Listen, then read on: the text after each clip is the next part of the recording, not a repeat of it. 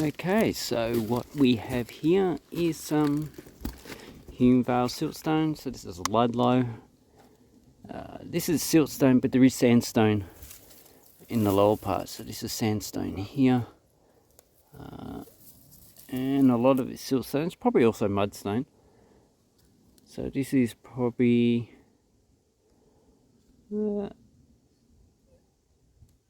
fine grained. Yeah, the siltstone's fine grained, and it's indicative of probably semi-deep, semi-pelagic water column.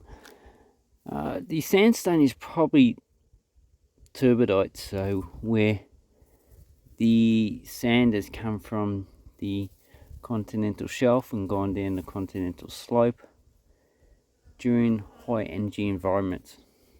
And as you can see, this is massive here, not many laminations, but as you go down to this part, you do get some lamination,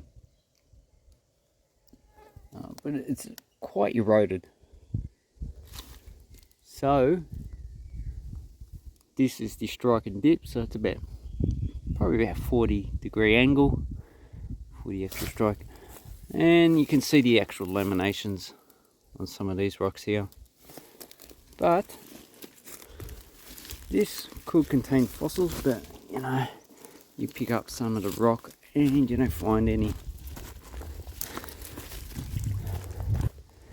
But if we go across the other side, you can see the actual laminations more clearly.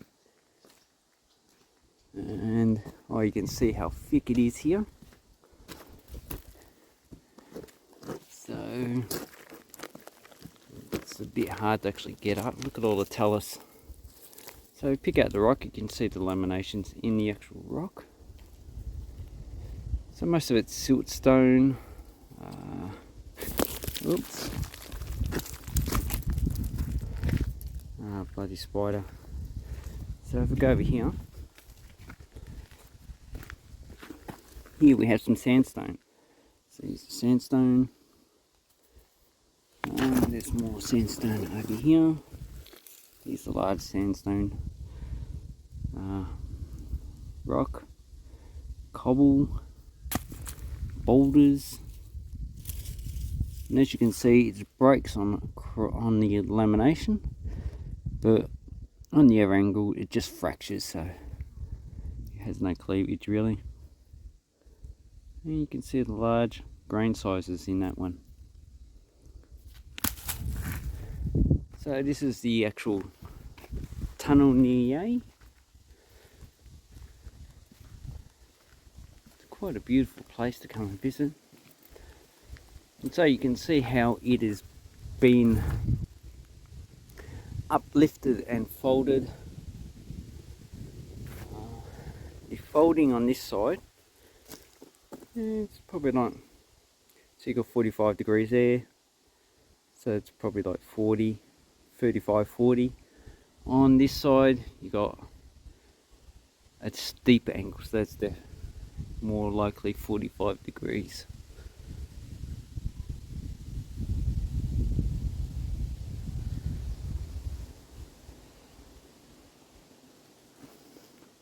So as I said, this is a Hume Vale formation.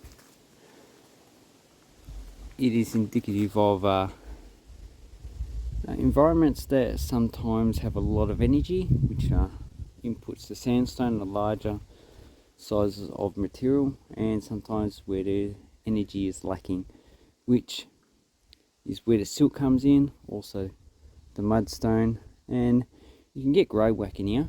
So that's, you know, like little organisms falling down to the bottom of the ocean in very calm waters.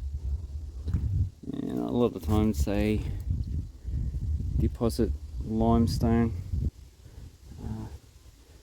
So, you know, you might mistake this mudstone as grey whack. Grey whack's sort of shiny anyway. Maybe I could make a video. Let's have a look on the other side of the actual tunnel.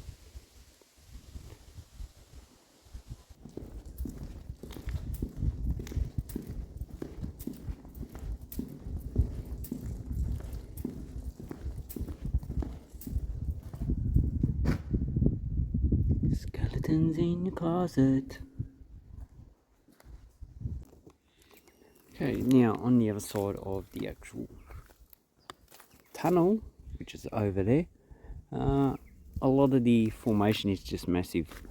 So as you can see, it's breaking into pretty much like has lamination, but I don't see any in the actual weathered rock. So all this rock is pretty much weathered, so it's broken down into the structure that you can't see. That might have been a fossil there, but it might not have been. Might be an artifact of weathering and the discoloration. You know, you can see this is probably plant life. Probably I don't know what type of plant life would do this. Probably these plants here. I'm not too sure what they are. I need to look that up. So can't think of it at the moment. But you know, this looks like it's probably silty, sandy, but without actually being able to see the rock underneath. It's a bit hard to tell. You can see a lot of it is broken up. So a lot of this fracturing is caused just by the current conditions. And a lot of the major fractures would have been caused when this was in the mountain building stage. So it was about 380 million years ago. This was uplifted in the Tabaranian orogeny. That's where a lot of the gold was actually placed here.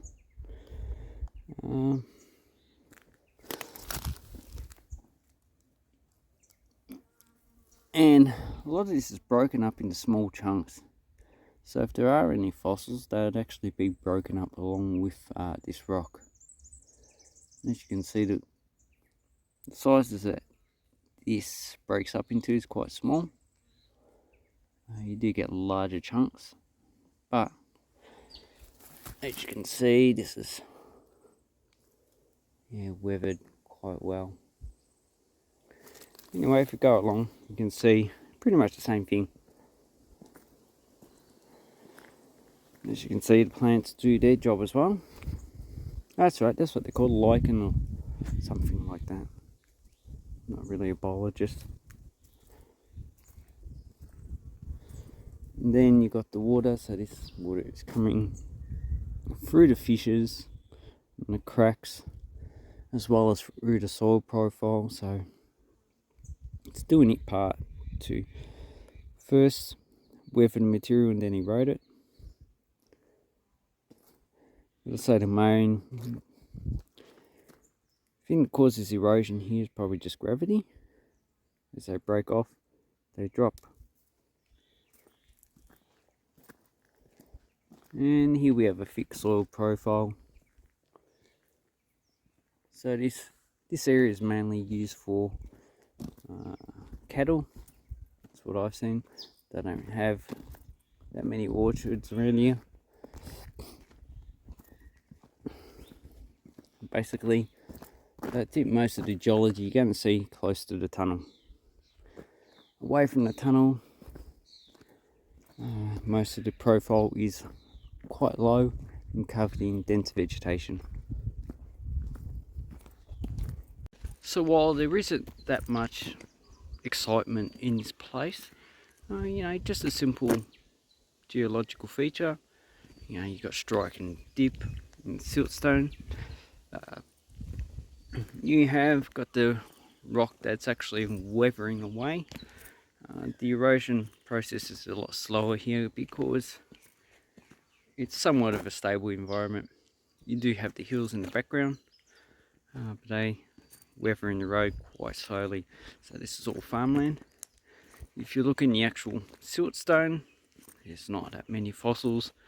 So this is not really a highly fossiliferous place. So it's probably a place where a lot of organisms didn't live when it was laid down, or maybe it just wasn't a place where fossils were endeared to actually fossilize. So it would have been probably a continental slope type of environment. Although we do have sandstones, so we do have undersea avalanches probably occurring. So if you ever want to learn about Victorian geology, Geological Survey of Victoria has a lot of information. Thank you and goodbye. So anyway, we were just at the Hume Formation. Now we're at the Yea fossil site again. Been here before.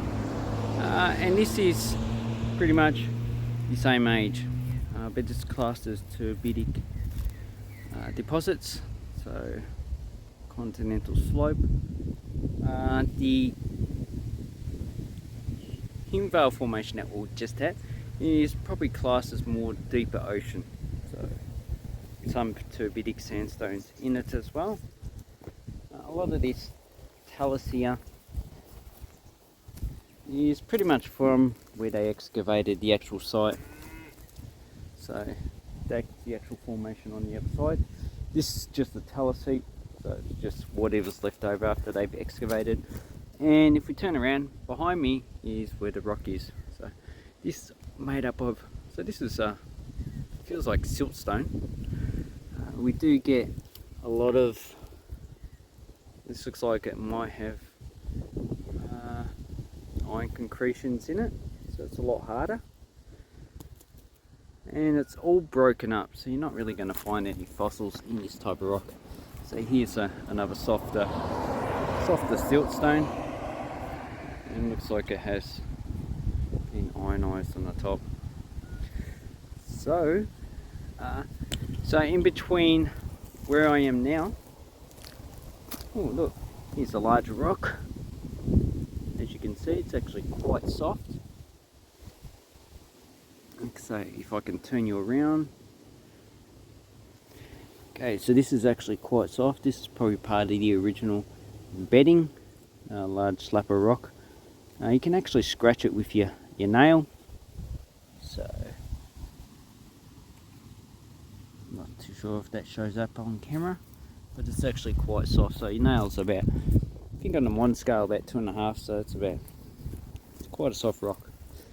But no, this is supposed to be an excellent fossil formation, and you can see it's got all these wombat burrows. These are quite recent, all through the hillside, so obviously this is quite soft material for them to dig through.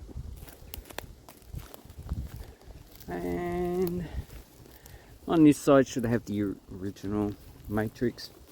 So anyway, what I'm getting at is that in between here, the Dargol Formation and the Hume Formation, there's a deepening of the ocean. So the deposit here, while silty, has a lot more energy than the Hume Formation would have, unless there is like a turbidic occurrence, so a landslide basically. And obviously this is a fresh outcrop, and as you can see, this is the fresh material here, which is pretty much silty and feels silty, so it feels a bit soft, like a powder. I don't see any fossils in that. Anyway, you're not allowed to take any fossils away from here, but it's just an interesting site to come and see. And as you can see, there's lots of different colours. So obviously this lighter colour is more the weathered surface, and this bluish colour is more the original rock material. So as I have found plants and organisms that live next to the coast, as well as some deep sea, or not deep sea, shallow sea organisms, this is more of a coastal environment, which, if you look up the Yea fossil site, you can find some information on it, but not that much. So this is more close to the beach type environment, and as we go this way, we go to more of an open ocean. So continental slope, less energy. As you can see, wombats. So if you came here at sunset, the wombats might actually be coming out. Here's another wombat burrow. Quite a big hole. I can actually crawl into that. So when you're coming driving down here at dusk and at night time, just be careful of animals. I've seen a fair few wombat roadkills so far. And here we have some more of the weathered siltstone. So you're not going to see much of the original material in this. You'd actually need to peel it back, and if there were any fossils that occurred in this rock, obviously it's been weathered and eroded out. And as you can see, it's broken off into square clumps. Has a lot of lichen, whatever animal plants are on it, and but you can still see some of the bedding. So this isn't a fracture, another fracture. Quite fractured this rock is because of the mountain building process that occurred that uplifted this rock 380 million years ago. Maybe I can do another video on that instead of going out to these outcrops. A bit of theory. But anyway, just being an amateur, you know, doesn't give me much leverage. So here's more of the actual talus material.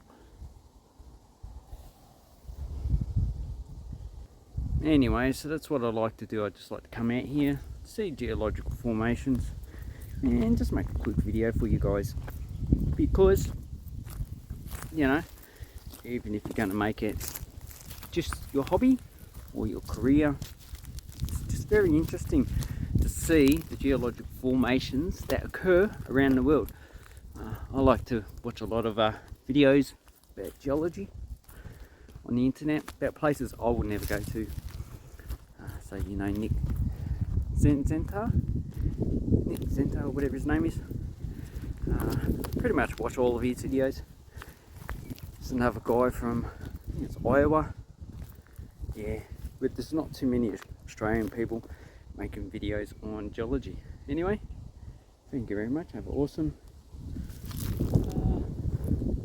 geological time. Hooroo.